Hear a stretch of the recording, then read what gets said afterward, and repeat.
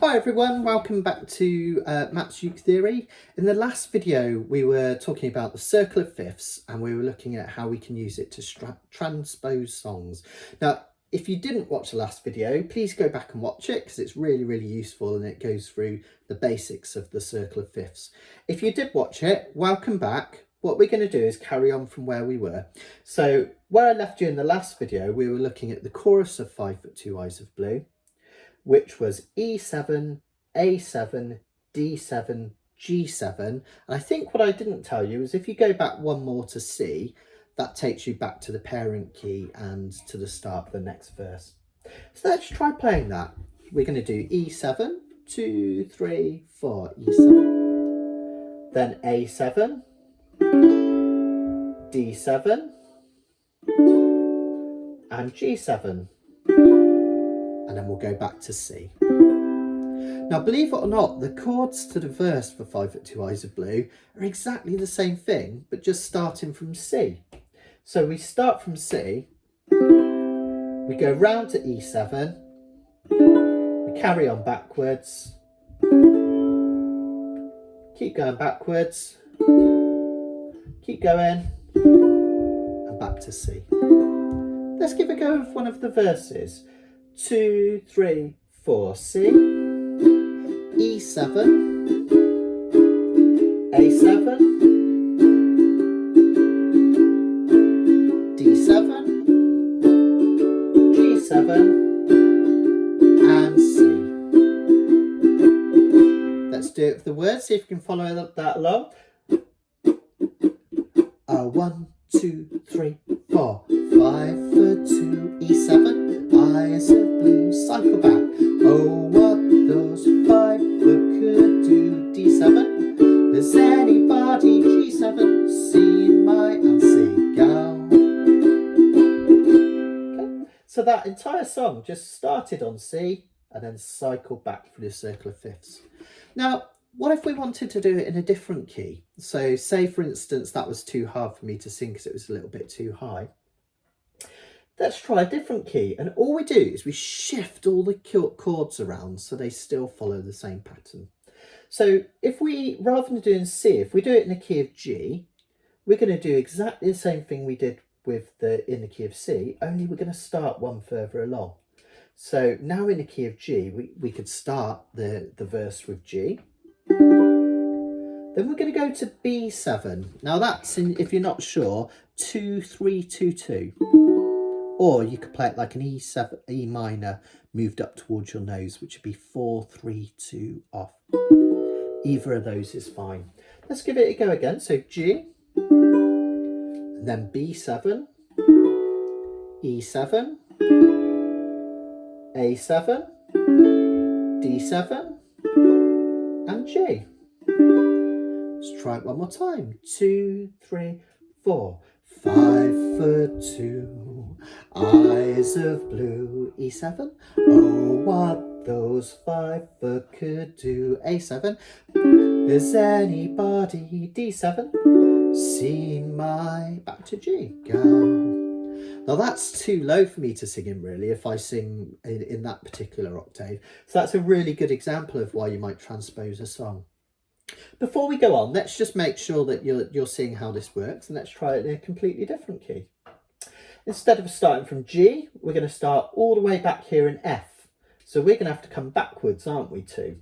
So in the key of F, we're going to start with F, 5, there it is, 5 foot 2. We're going to go around to A7, eyes of blue, D7. Oh, what those 5 foot could do. G7. Has anybody C7 seen my back to F? Go. So what we're doing is following exactly the same pattern and coming back round to the original starting place. So any song, if you can identify the chord pattern, like this one, which has a particularly strong chord pattern, you could just move it around the circle of fifths and you can change the key. Another reason to change the key of the music that people quite often don't realise, and it's a massive help, is if a song is in a particularly difficult key to play, now most people know the chords quite well around this kind of side of the circle of fifths, because this is featuring some of the most common keys in the circle of fifths. But what about round this side? They're a lot harder. If I wanted to play 5/2 in the key of F, for example, in the key of, let's go the other way around. If I wanted to play it in the key of D flat, just like I kind of went all the way forward here and came back, just think of it in reverse. I'm going from here, in the key of D flat, I'd have to cycle back around here, so I'd have to come to an F for an F7. Actually, let's start on that D flat, sorry, which is way back here. 5/2, F7, eyes of blue, B7. Oh, what those 5 could do. Just circling back, E7. Has anybody, A7, seen my... And back to D flat, gal. Now, those are quite tricky chords, aren't they? Because they don't come up very often. But you could transpose it, move it around. So it's on this side of the circle of fifths. Much easier. So that's a really another good example of why you might want to transpose a song. Another brilliant thing about the circle of fifths is using it for practice. Now, I just gave you a golden example there. Quite often we shy away from the keys on this side of the circle of fifths because they're a bit harder. They have more sharps and flats in them, and they're a bit more difficult to play, some of the chords.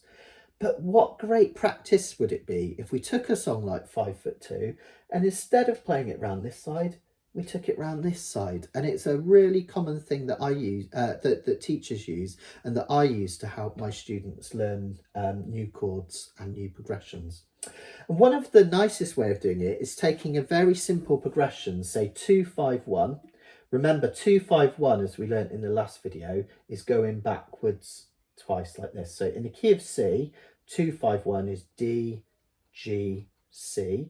And if you remember from my earlier videos, when we play that progression in jazz, generally we have a minor 7, a dominant, and a major 7. So we might have D minor 7, a G7, and a C major 7. Well, how about practicing that further round? So we could do it in the key of F, G minor 7, C7, and F major 7. Now, you're not expected to know these. This is just as an example. It would take me too long to teach them all to you. But you could keep going round and round. Let's come round, right round here. So round to the other side. So we'd have A minor 7, D7, and then a G major 7. So you could practice that 2-5-1 right the way around the circle to learn chords, which is absolutely brilliant. There's another thing which is great about this circle of fifths. Relative minors. So you'll remember again from my video on major and minor scales that every major scale has a minor equivalent with all the same notes. So the scale of C major, the notes that make up C major are C, D, E, F, G, and A. And the notes that make up A minor are A, B, C, D, E, F, and G. Now those two chords are those two keys use exactly the same notes. It's just the C starts from C and the A minor starts from A. So there's no sharps or flats in any of them. Those are the key signatures that have no sharps and flats. Give you another example. The key of G is G, A, B, C, D, E, F sharp. Okay, it has an F sharp in it.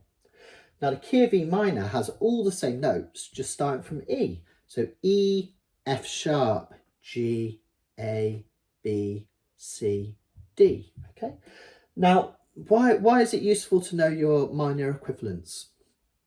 First of all, in songwriting, it's really, really useful because quite often when you get to the middle 8 of a song, where you've kind of had a verse and a chorus, another verse and a chorus, and you have these 8 kind of measures in the middle of a song that quite often composers put in to add a bit of variety, and they quite often use the minor equivalent chord to start off that chorus, because it creates a sense of not leaving the key too far, but not going too far away from the original key, but giving a bit of variety. So that's one example.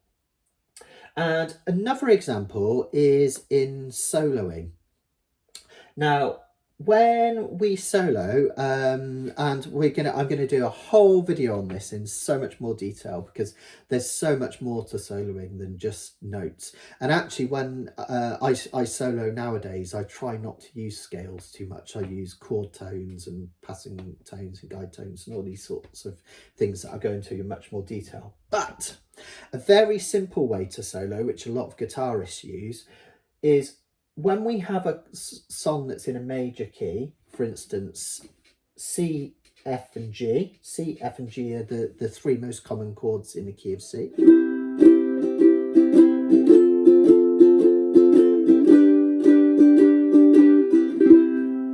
They will use the notes from the A minor pentatonic scale.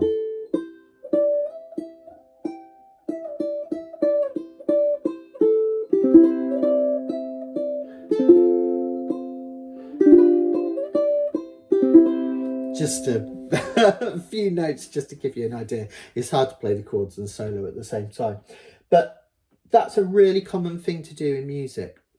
When I'm soloing in a blues progression, quite often we'll use a blues scale. So in the key of C, the blues scale, the most common blues scale in the key of C is C, E flat, which is the 3rd fret of the C string, F, F sharp, G, and then a B flat here and a C here.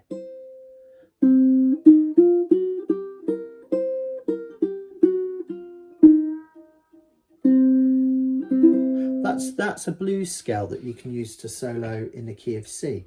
But when I solo in the blues, because I'm a bit of a melancholic soul and I like it to sound a little bit more mellow, I will actually use the minor equivalent. So I will use a blues scale in the key of A.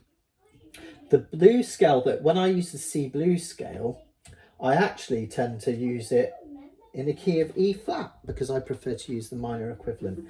Again, don't stress that. If that's too much to worry about with the soloing, it can come much later when we look at soloing in a lot more detail, which I'm going to. In a later video, I'm going to explain how to use those minor pentatonic scales to solo and how we can use them to construct songs. But for now, just know that the minor equivalent in any key is the one that's on the inside, and that's another brilliant resource to use the circle of fifths.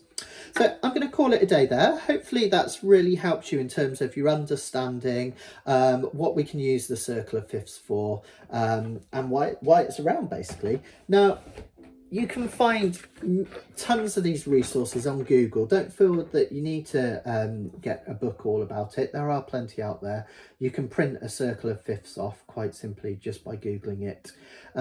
Something that I didn't mention is that sometimes the flats, they'll have the sharp written in as well. So remember, a D flat is the same note as a C sharp, just in a different key. Okay, so some circle of fifths have the sharps and the flats written out. So we've got here, I just did the flats because it was a bit easier to read, that's all. And if you want a really in-depth study of this and a lot of ukulele theory that you'll find useful, Phil Dolman's book, I think it's called How Music Works for Ukulele, that has the circle of fifths in it, and it goes into a lot of detail about how these are used as well. So that's a really recommended resource if you found this interesting. My circle of fifths is a bit like a flat tire, isn't it, as opposed to the original, but I was too lazy to get my my wheels out to draw. So I'll see you in the next video. Let me know if there's anything interesting that you'd like me to cover in the next weeks. And remember, every week, if you're watching this live, I'll be around at 5 o'clock on my Facebook page to answer questions. Take care. Bye bye.